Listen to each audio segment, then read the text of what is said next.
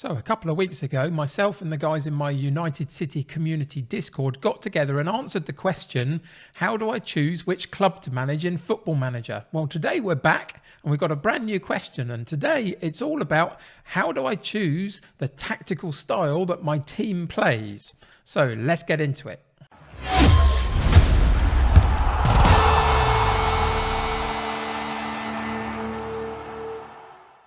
So big shout out to all the guys in my United City community Discord for getting involved in this. And today we are looking at tactical style. But the first question is, what is the tactical style? Well, the first thing to say is we're not going to be dealing with formations this week. We're going to do that in the next episode probably. But for today, the tactical style is literally about how you play. Are you going to go long ball route one to a target man? Are you going to work through the midfield and do lots of little short, sharp passes? Are you going to use the wide men and their pace to get chances down the other end of the pitch? Are you going to remain defensively secure or attacking and gung-ho? All of those create a tactical style. Now, fortunately for us, in Football Manager, the creators of the game have set out a load of pre-done options for us to use. And this is this list down here. And it involves things like wing play or route one or park the bus, for example. And you get to choose, if you want to take on one of these and then customize them using the boxes below. And that creates your tactical style. Or you can obviously go completely from scratch and create your own. So how did we answer the question in the Discord? Well, how do I create my own tactical style? We have three options for you.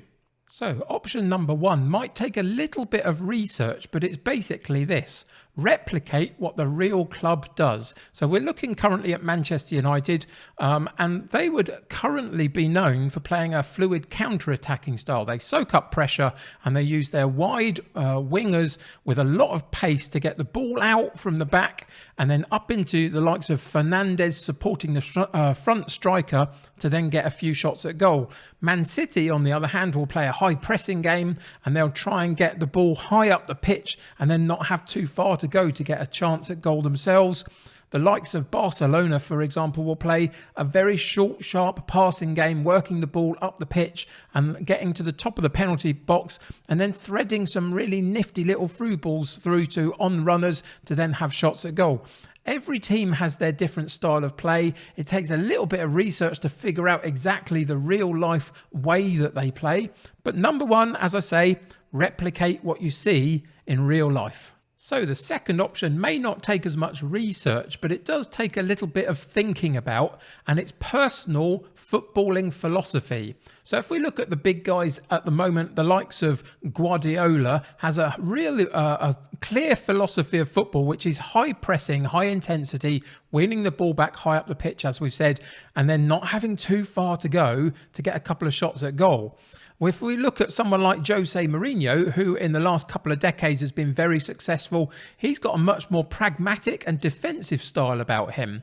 It's nonetheless been successful over the course of his career, but currently it's on a little bit of a downturn in terms of its success rate and the amount of regularity in which other teams use it. So those are two footballing philosophies that are vastly different from each other that have both had success.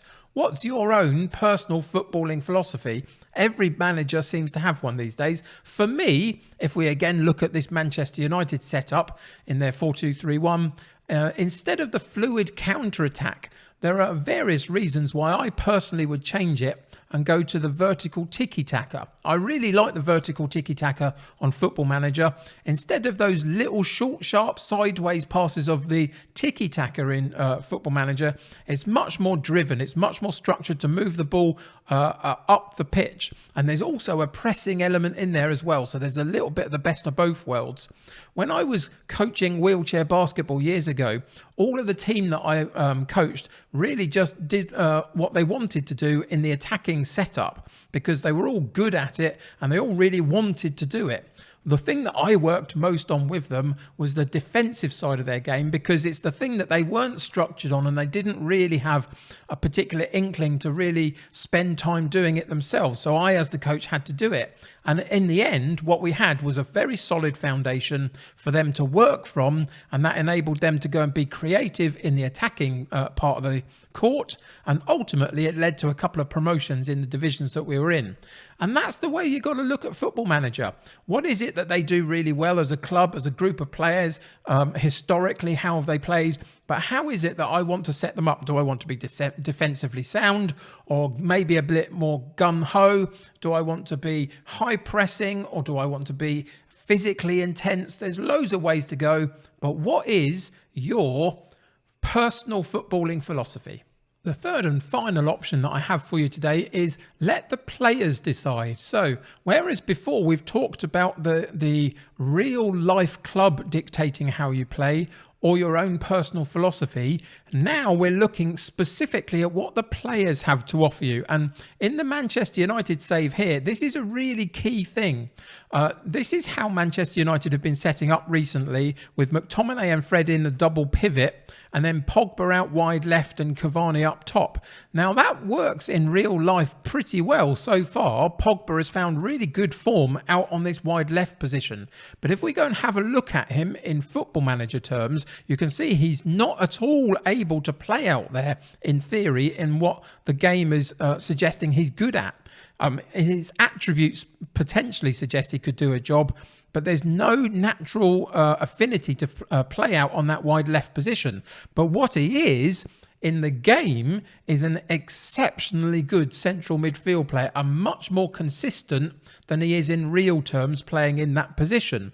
So that means if I'm going to let the players decide, we have to move him back into midfield. So if we switch Fred out and put Pogba in, that means that we now have to fill this left-hand side berth in the attacking midfield. So we can now bring Rashford in, and we've got the likes of Fred on the bench, able to replace McTominay if need be.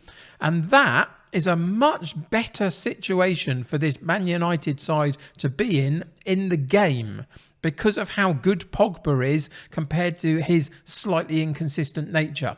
The other thing to say about how the players actually determine how you play, let's look at a couple of the key players here. Maguire, for example, has 12 pace and 10 acceleration, which isn't particularly good. So you wouldn't necessarily want to play a particularly high line with him in it as your linchpin in central defence, because the higher you play, the more space behind the defence there'll be for on-running attackers to exploit the fact that he hasn't got the pace to keep up. The second person we want to talk about is Fernandes. Fernandes plays in the attacking midfield role for Manchester United.